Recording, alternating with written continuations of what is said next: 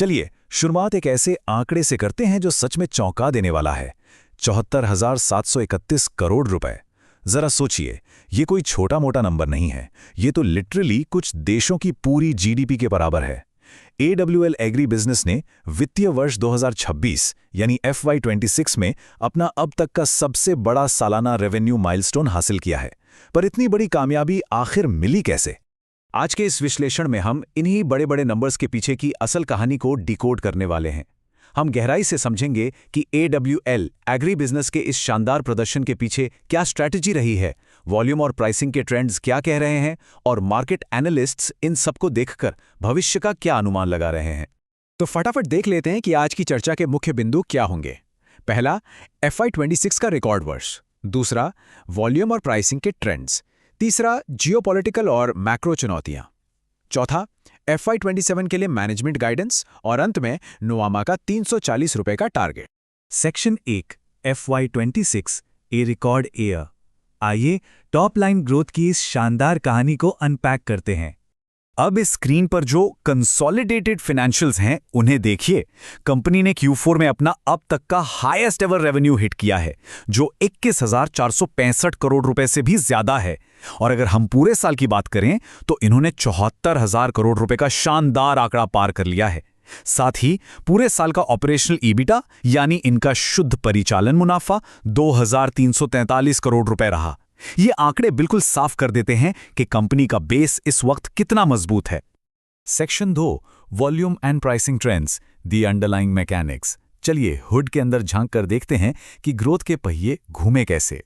अगर हम overall volume की बात करें तो Q4 में इसमें 14% की एक बहुत ही हेल्दी ग्रोथ देखने को मिली। लेकिन असली हीरो कौन रहा? वो था विशाल एडिबल ऑयल यानी खाद्य तेल सेगमेंट, जिसने अकेले ही 17% की जबरदस्त वॉल्यूम ग्रोथ दर्ज की। ये दिखाता है कि मार्केट में डिमांड एकदम सॉलिड है। लेकिन एक सेकेंड, उस 17% की स्ट्रॉन्ग वॉल्यूम ग्रोथ को जरा इस प्राइस ट्रेंड के साथ कंपेयर करके देखिए। पाम, सोया और सनफ्लावर ऑयल्स की कीमतों में बिल्कुल किसी रोलर कोस्टर जैसी भारी उथल-पुथल चल रही थी। इतने वाइल्ड प्राइसिंग स्विंग्स के बावजूद कंपनी ने जिस स्मार्टनेस के साथ वॉल्यूम को बनाए रखा, वो सीधे-सीधे इनके बेहतरीन एग्जीक्यूशन का सबूत है। अब आते हैं सेक्शन 3 पर, geopolitical and macro headwinds, navigating the chaos। In financial numbers की असली अहमियत समझने के लिए हमें बाहरी चुनौतियों को भी देखना होगा। सच कहूं तो मैक्रो इकोनॉमिक माहौल बिल्कुल भी आसान नहीं था। ईरान संघर्ष के चलते ब्रेंट क्रूड ऑयल की कीमतें आसमान छू रही थीं।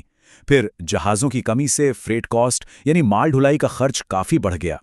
रुपए में भारी गिरावट और ऊपर से पॉलीमर पैकेजिंग की बढ़ती लागत, मतलब हर तरफ से प्रेशर ही प्रेशर था। ये मैप इस पूरे मैक्रो कियोस को बहुत अच्छे से विजुअलाइज करता है। मिडिल ईस्ट में तनाव और ट्रेड रूट्स में रुकावटों ने सप्लाई चेन को बुरी तरह हिट किया था। पर कमाल की बात यह है कि इस सब के बीच भी कंपनी ने अपने मजबूत इन्वेंट्री मैनेजमेंट और ऑपरेशंस के दम पर इन चुनौतियों को पार कर लिया। तो अब बढ़ते हैं सेक्शन 4 की ओर, मैनेजमेंट गाइडेंस फॉर FY27। देखते हैं इनकी आगे की वॉल्यूम प्लेबुक क्या कहती है। अर्निंग कॉल से लिया गया मैनेजमेंट का ये कोट उनकी स्ट्रैटेजी बिल्कुल साफ कर देता है। उन्होंने बहुत क्लियरली कहा है कि वो टॉप लाइन को प्रायोरिटी देंगे और FY27 में फूड वॉल्यूम को डबल डिजिट, कम से कम मिड टीन्स में ग्रो करना चाहेंगे। यानी वो इमीडिएट मार्जिन से ज्यादा वॉल्यूम को तरजीह दे रहे हैं। ये एक बहुत ही अग्रेसिव टैक्टिकल शिफ्ट है। इस एक्सपेंशन को सपोर्ट करने के लिए नॉर्मलाइज्ड ईबिटा गाइडेंस 3,500 से 3,600 रुपए प्रति टन पे स्थिर रखा गया है।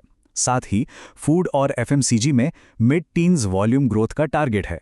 सबसे दिलचस्प बात यह है कि FY27 में फूड सेगमेंट को ईबिटा न्यूट्रल रखा जाएगा, ताकि इस बढ़ते हुए सेगमेंट के रेवेन्यू को तेजी से 100 बिलियन रुपए के बड़े माइलस्टोन तक पहुंचाया जा सके। आखिरी हिस्सा, सेक्शन 5, नुआमा का 340 रुपए का target, the analyst horizon. Institutional market इस रणनीति को कैसे देख रहा है? नुवामा रिसर्च ने अपने ताज़ा रिपोर्ट में बाय रेटिंग बरकरार रखी है। उन्होंने वॉल्यूम विस्तार के शानदार प्रदर्शन की काफ़ी तारीफ की है, हालांकि साथ ही महंगाई जैसी चीज़ों को एक रिस्क फैक्टर के रूप में भी हाईलाइट किया है। भविष्य के रिस्क फैक्टर्स जैसे एल नीनो का ग्रामीण उपभोग पर पड़ने वाला असर, इन सब को ध्यान में रखने के बाद भी नुवामा ने अगले 12 महीनों के लिए 340 रुपए का एक बहुत ही डेफिनेटिव प्राइस टारगेट तय किया है। तो अब सबसे बड़ा सवाल, इतनी भयंकर बाहरी चुनौतियों के बावजूद इस रिकॉर्ड तोड़ एग्जीक्यूशन को देखने के बाद क्या मार्केट आखिरकार FY27 में AWL की असली क्षमता को पहचान पाएगा? मैनेजमेंट अपने लॉन्ग टर्म पोटेंशियल को लेकर पूरी तरह कॉन्फिडेंट है, पर क्या वैल्यूएशन इस शानदार परफॉर्मेंस की बराबरी कर पाएगा? यह सच में एक ऐसा सवाल है जो हम सबको सोचने पर मजबूर करता है। आज के इस विश्लेषण में मेरे साथ जुड़ने के लिए आपका बहुत बहुत शुक्रिया।